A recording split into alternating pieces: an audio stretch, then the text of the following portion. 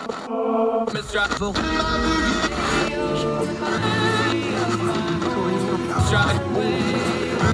Let's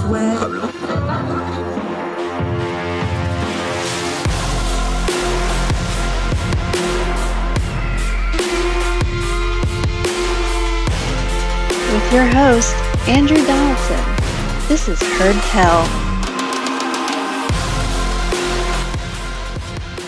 Welcome back to Heard Tell. Okay, we've leaned on him this entire midterm season. He's had a couple of weeks off with not a whole lot going on. Boy, did this make up for it, though, this past Tuesday. We got some big-name races, a lot of stuff to go through. Joe Zemansky, he is the head of Elections Daily's daily race ratings team. He's one of these George Mason kids, but we'll forgive him that because he brings good information. How are you, sir? Great to have you back. Oh, great to be back, Andrew. I am running on last night's energy and vibes right now, running about 4.5 hours of sleep from last night, but I love it. Yeah, when we have these Western, one of the reasons we waited an extra day to cover this was these were Western races, especially Arizona and Washington, so we knew we weren't going to have the results. Let's just start right there. Big ticket item, Arizona, still waiting on some results. Where are we as of the recording of this afternoon of Wednesday for Thursday's program? Where are we at? Yeah, so in Arizona right now, in the Senate race, obviously they had two key massive Republican primaries, the Senate primary to go up against Mark Kelly for the full term in that Senate seat, and as well as the governor's race to finish off against to replace Doug Ducey. The Senate primary on that side has already been called. Blake Masters, as expected, is the Republican nominee there. However, in the gubernatorial race, we have not yet called, no one has yet called that race. Kari Lake, the Trump-endorsed former anchorwoman who's gone through a certain amount of controversy, is up by about 11,300 votes right now. It's not a big lead right now for Lake. What we're mainly waiting on right now, it seems like, is late arriving votes in from Maricopa County. It'll be very interesting to see. These are apparently early votes I've seen online. We're still waiting on some election day vote for some of these places, but otherwise right now, it seems like this is all going to be coming down to the late arriving early vote in Maricopa County, and we'll depend to see. Robeson, from what I've been told, needs to win that batch by about 6.5 points. If she does, she will overtake Lake. If she does not, then Kari Lake is the nominee, and thus setting up that race in Arizona. Now, of course, we've been talking about Maricopa County since 2020 election because that was ground zero for all the hot mess out in Arizona. Kari Lake has been talking about it nonstop. The MAGA wing of the Republican Party has been talking about it nonstop. If this lingers, Kari Lake was starting with election nonsense before this. They even started voting on Monday and Tuesday.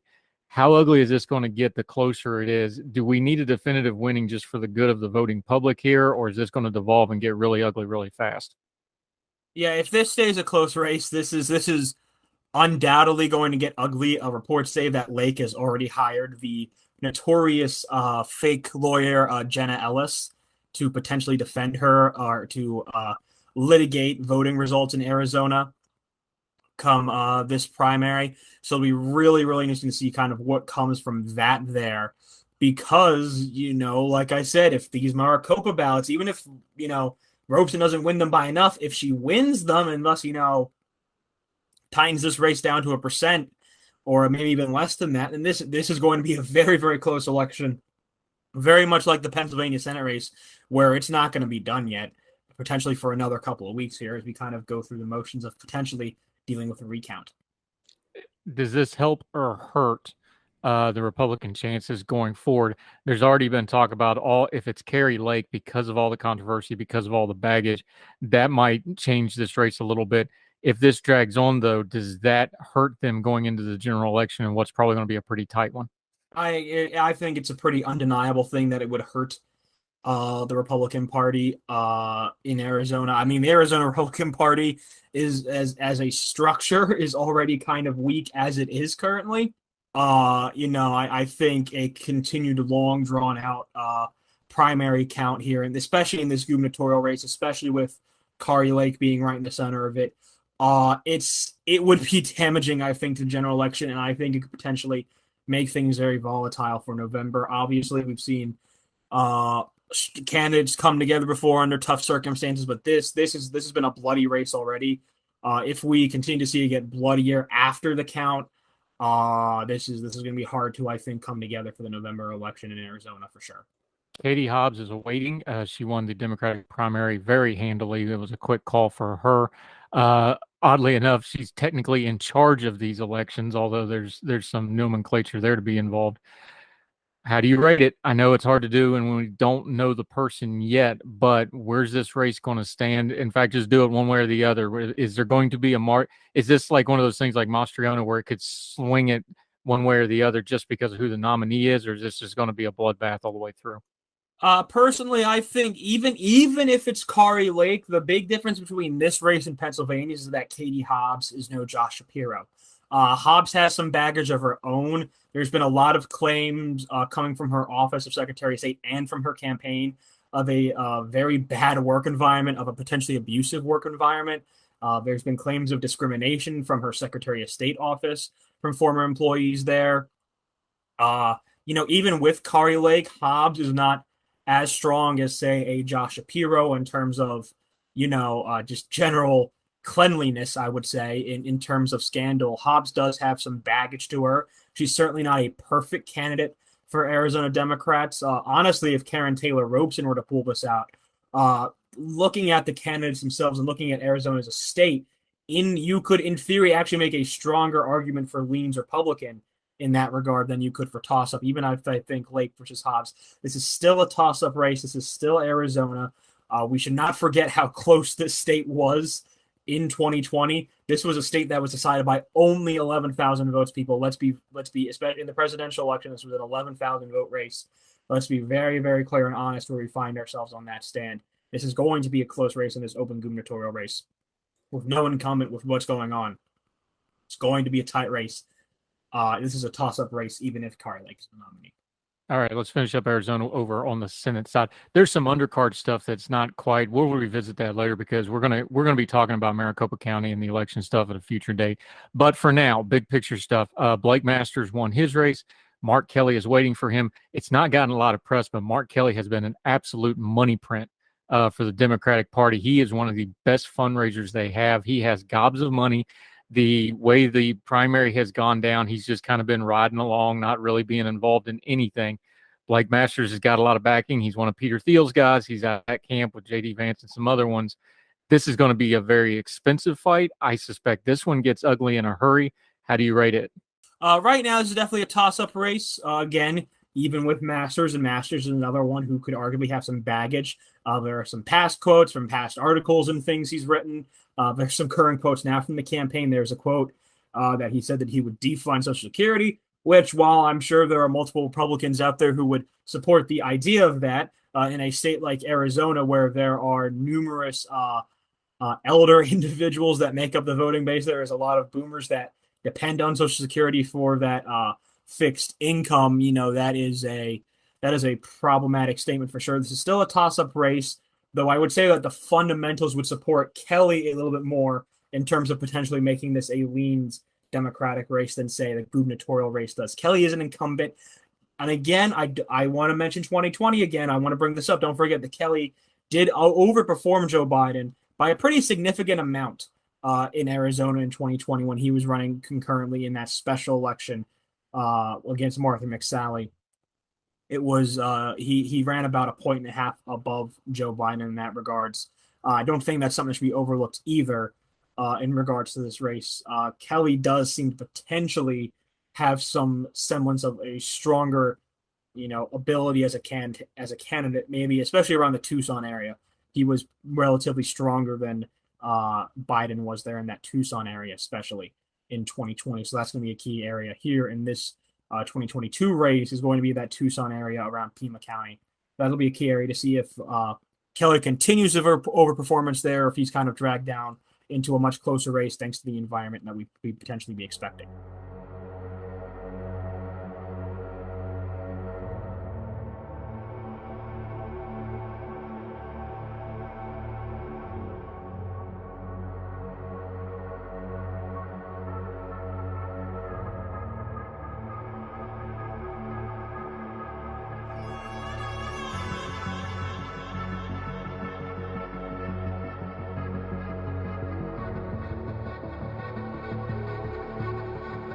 One last note on Arizona. It's not been talked about because the people that are running for office has been sucking up all the attention. What's Doug Ducey's future, do you think? He appeals to certain parts of the Republican Party. He's had some success as governor by certain metrics. Some of the other mess, he hasn't even gotten really in all the stuff about the election stuff. That all kind of went on underneath him. He seemed to be able to stay above that to a large extent. What do you reckon his future is? The next step for that guy is? He's kind of in an interesting spot, isn't he? Yeah, there's been a lot of talk that Ducey is looking to 2024 as a time where he could run for Senate. If he decides he wants a future in politics, that's basically it for him. He's certainly no sure thing to win that primary in 2024, but from what I've heard, that is currently his target right now, is that 2024 race against Kyrsten Sinema and or Ruben Gallego when that Democratic primary will almost assuredly go down in 2024. I'll give him respect just for waiting after ending his governorship before jumping to another race. I'll give him that much. And that is a primary that is going to be very ugly. So there is a very good chance, even in a purple state that's very contentious. That ain't bad strategy at all, is it? Because Sinema is definitely going to be a target by her own party, isn't she? Absolutely, absolutely. Like I said, Ruben Gallego, the current, I believe he is the seventh. No, he is the third district now. They redid some of the numbers. Excuse me. So he is now the third district rep under the renumbering of Arizona's congressional district. He's the third. He's part of the Phoenix area, and he's relatively progressive. So it'll be interesting to see kind of where that race lies, because he's been basically trending towards challenging Sinema since the middle of the year. So we'll see where that goes when we get there in the next year and a half. Okay, the feel-good story for those of us that follow politics and have anything vaguely resembling integrity and a conscience and a soul. Let's go over to Missouri real quick, the show-me state. Before we even get into it, thank God Eric Greitens lost, and he lost soundly. It wasn't even close. He was a distant third. I don't want to even get into all of it. He, of course, resigned as governor. He's had more scandals since then. He's embroiled in a really ugly divorce custody case with even more abuse allegations. Boy, this is just a good old-fashioned win for America in good faith, don't you think? I would have to say definitely a early evening sigh of relief. Missouri counted relatively quickly in regards to most of the other states that we saw last night. That's because Missouri, compared to most of the other states that we saw last night, actually has a pretty limited early and mail-in voting period. So most of the votes that we saw from the get-go were election day votes in Missouri. That allowed for a pretty quick counting process. By around 9 p.m., it was pretty clear that Eric Schmitt was going to be a Republican nominee, and by a pretty soundly way, too. Greitens, actually, he had been projected to be in second by a good chunk of late polling. In the end, he fell in third. Vicky Hartzler, you could actually argue, probably overperformed in her congressional district area a little bit, in the central part of the state as well, too, around Columbia, the Jefferson City area. She maybe overperformed her expectations there a little bit. But Eric Schmitt ran away in the St. Louis area and those exurban suburbs there, crucial to the Republican vote there. Totally ran away in that eastern part of the state. And that's what really drew him to victory. And certainly a big sigh of relief for Republicans that Eric Schmitt will be joining fellow former Missouri Attorney General Josh Hawley in the halls of the United States Senate. Almost certainly, we have this ready to say far. The only candidate that we would have even considered moving this race away from Safar with is with Greitens, and he is far, far away from that Senate seat now. So Eric Schmitt, almost certainly, I don't want to say certainly because you never know, but almost certainly will be heading to United States Senate to replace Roy Blunt after the 2022. And the thing about that is Cook agreed with you. They actually swung this as soon as this was announced. They had the same feeling that Greitens would have put this in danger. He's going to go up against Trudy Bush Valentine. That's not Bush's in the Texas Bush. That's Bush's in the Anheuser dynasty Bushes. But since he's probably going to win and he's favored to win, who is Eric Schmitt? Because we spent a lot of time talking about all the others. Trump endorsed both Erics, kind of somewhat funnily. I don't know if that was on purpose or not. We'll just leave that for some other time. Who is this guy, though? Eric Schmitt is the current Attorney General of Missouri. He's actually been described as one of the more right-wing Attorney Generals in America. But he kind of got his gains back after post-Roe, after the post-Dobbs decision, actually. He took a lot of advantage of that, pretty much acted immediately to basically ban abortion in the state of Missouri. Since that moment in, around, what was that, June, late May, early June, when that occurred, when that decision was handed down. Late June when that decision came down officially from the Supreme Court. Schmidt acted very quickly. That brought up a lot to him. That brought him certainly a lot of notoriety among the the Missouri gubernatorial base here. This is a guy who has certainly basically done the job here that you would think a Republican attorney general would do if he'd want to run for higher office here. And that's basically it. He'll be another relatively right-wing member of the GOP Senate caucus, not probably extreme right-wing, but he'll be another incredibly right-wing member of that caucus, as to be expected when you come from a state like Missouri. He'll be certainly part of that more conservative wing of that Senate caucus on the Republican side. Big picture, we talked about Arizona being a swing state now. Georgia's looking like it's getting a little more purple as you go.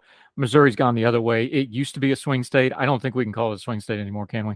No, I mean, it looked pretty gone in 2016 after Trump pretty massively overperformed expectations there.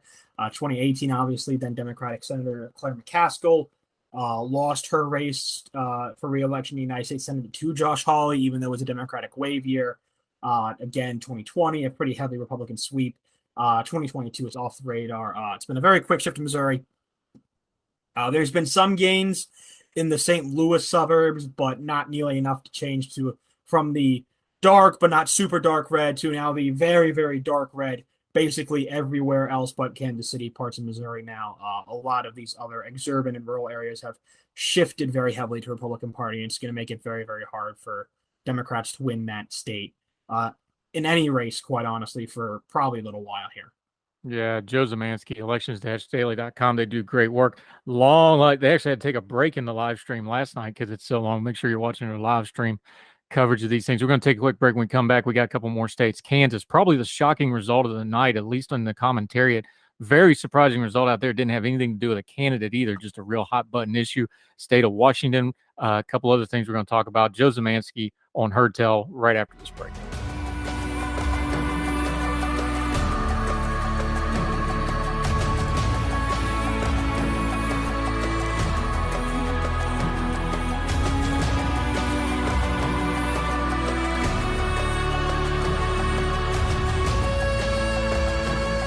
Welcome back to Heard Tell. We're talking to our good friend Joe Zemansky. He's our go-to guy out of elections-daily.com. Let's go to Kansas. This was the shock of the night for a lot of people, and it was a ballot initiative. It was a constitutional amendment.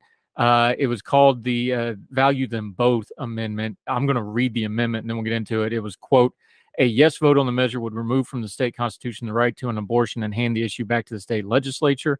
A no vote on the measure would make no changes, keeping abortion rights enshrined in the state constitution. Again, this is Kansas. It went down almost 60-40-ish. This was kind of really a shock to a lot of people.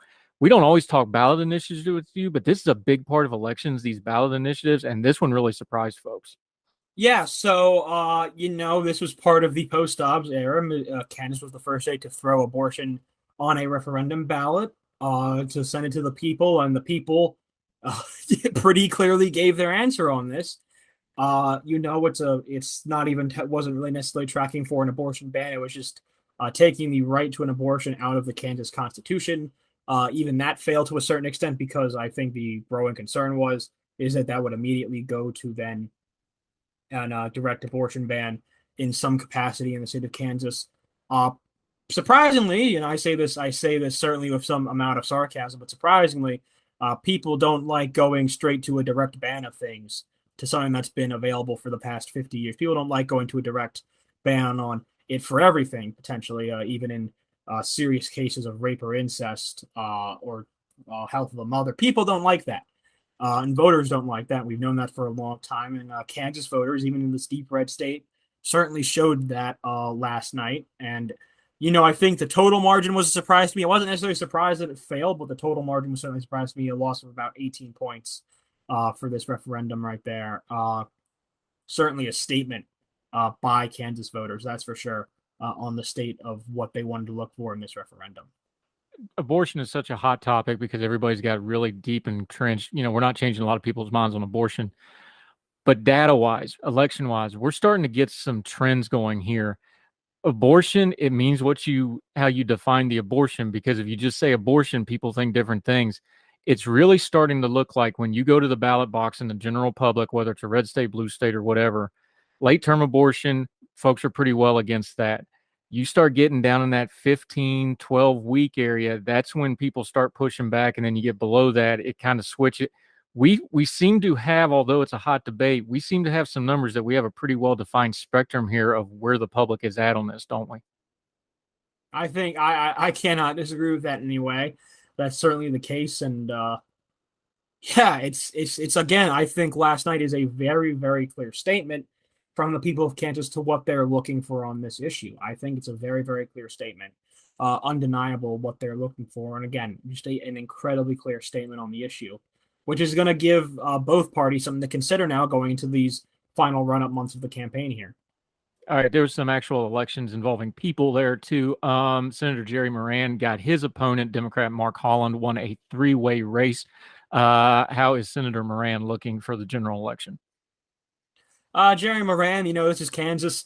Even though it did what it did on that abortion amendment, this is still a very, very safe race. Moran is a relatively popular incumbent here. He should have absolutely zero trouble in victory in winning Kansas when the time comes on election night. He's very, very safe for re-election.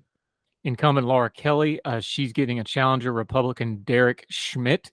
In the fall, he won his race pretty handily.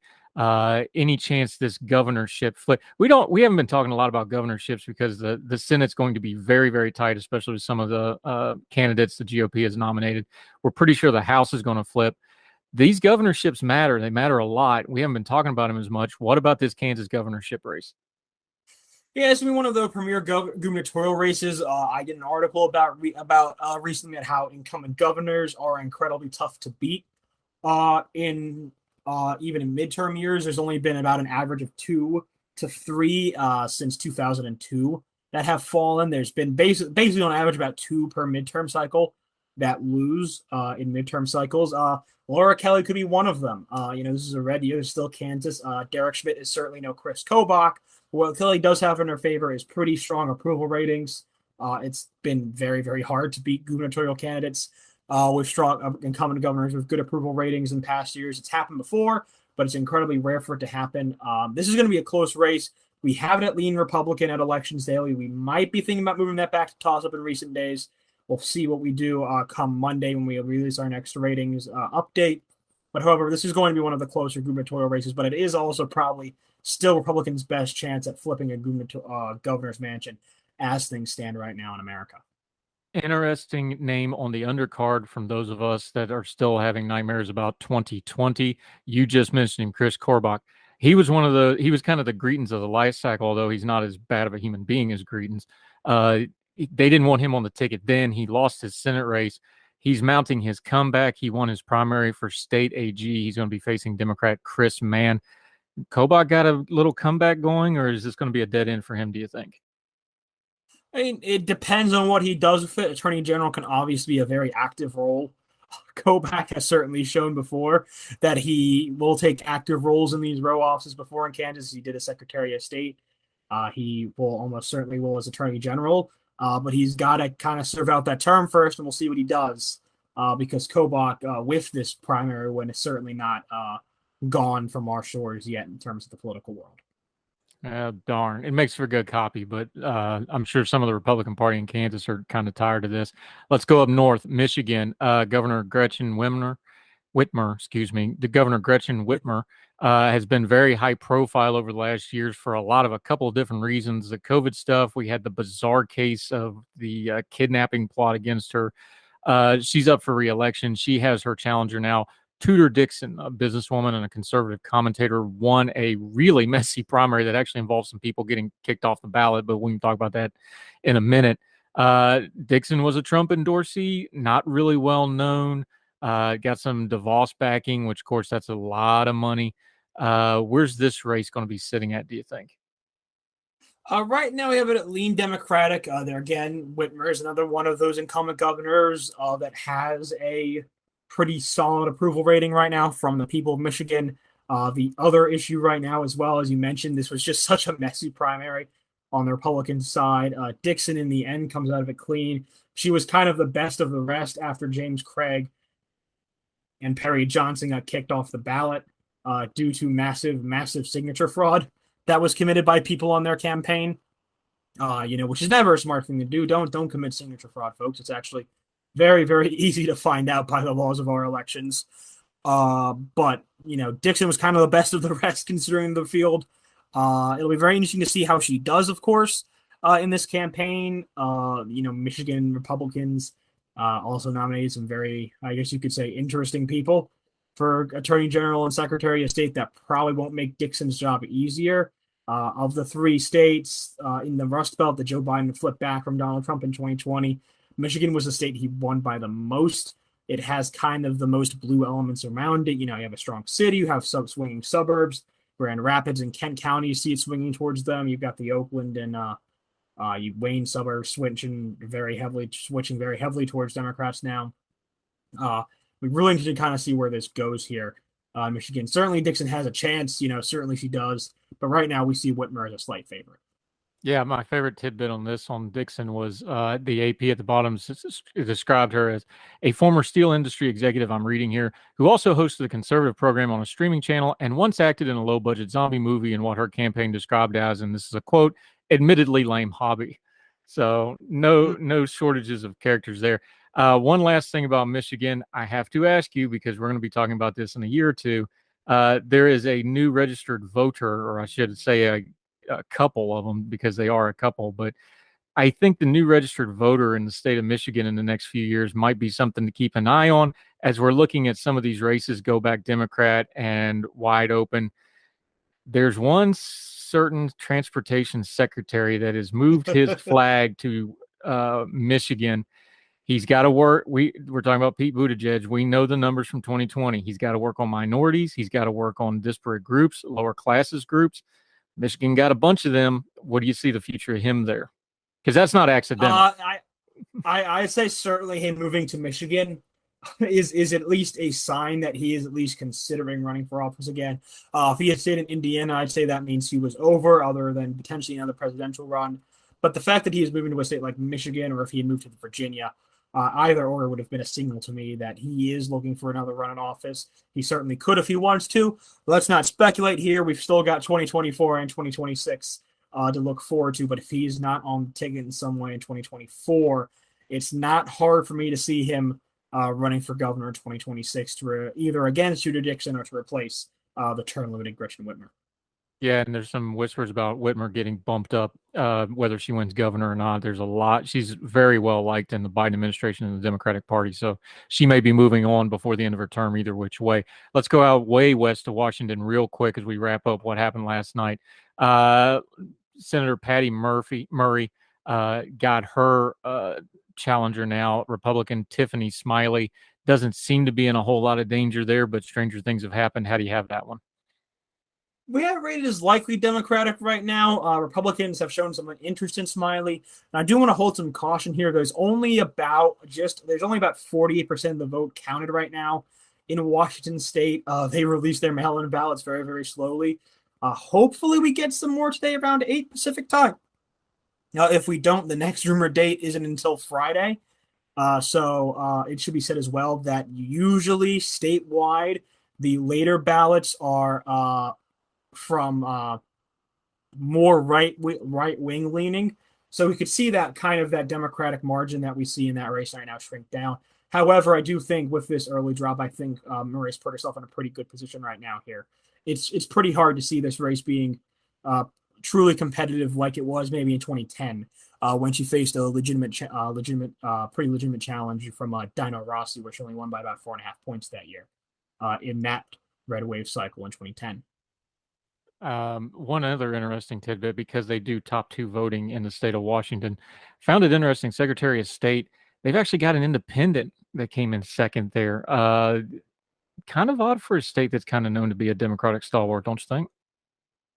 Well, again, this is they base. I should say that Democrats certainly do have an incumbent there in Steve Hobbs. He's taking that first spot right now. Again, only about 48% of the vote counted right now. So it's going to be interesting to see who kind of takes that second spot currently between to face off against Dobbs. The Washington Secretary of State office has been one that has actually been held by Republicans in Washington for the last 50 years. It's been one of their few statewide row offices they've held past the 80s, 90s, when things took a turn for the worse in the state of Washington for them. But it'll be very interesting to see kind of where this race goes. It's the independent Anderson, and that certainly changes the race on its head a little bit, and it'll be kind of interesting to see where that race lies come November. It'll be very interesting to see where that race lies, I would say for sure. What do we got to look forward to going forward? This was kind of the last of the big gloppy ones, but there's still some voting to do in there. Yeah, so there are still I would say that that August is kind of really the kind of the last real big key month, that's for sure, normally, as it typically is throughout the month. I do want to say Thursday, actually, we just do have on Thursday, actually, that Tennessee will go vote. Tennessee, of course, the 5th district is a newly gerrymandered Republican district. Cut out the area around Nashville basically cut up Nashville into multiple Republican districts, and now giving the Republicans a new seat. The 5th district is now Republican leaning, so they can see who their nominee is for that there. It'll be interesting to see as well here. Other weeks coming up here, August 9th, I believe there are some key primaries as I look at the primary calendar dates here that I have on it here. Yeah. August 9th, we'll have some interesting primaries. Wisconsin is on August 9th, as well as Minnesota and Connecticut. There'll be some interesting races to look at there when it comes to those nights. August 16th, that is Liz Cheney's night. That's Wyoming's primary that night. So that'll be really interesting to see that night as well. And then August 23rd, that's really the last big night we have. That's Florida and those New York congressional primaries that were delayed because of the forced redraw of their maps. So really, we've kind of got the 9th, one state on the 16th in Wyoming, and then the 23rd. The 23rd is really going to be our last big night of primaries before we drive into that general election cycle. And we'll be talking to you throughout all of it. Joe Zemansky, always great stuff. Let everybody know about Elections-Daily, what you've got going on, and where they can follow you on your social media until we get you back again. Yeah, so you can, Elections Daily, you can follow at Elections_Daily on Twitter. We do every night there's election night. We'll be out there on live stream on our YouTube, Elections Daily, or on Twitter. We live stream there as well. And you can follow me at Joseph Zemansky, all one word. That's SZYMANSKI for the last name. Andrew, thank you for having me on once again tonight. We'll keep doing it. We got all those things linked to the show notes, so you can find him and all his compatriots. They are a riot to watch. Always appreciate you, my friend. We'll talk again soon. Thank you very much. Yes, sir.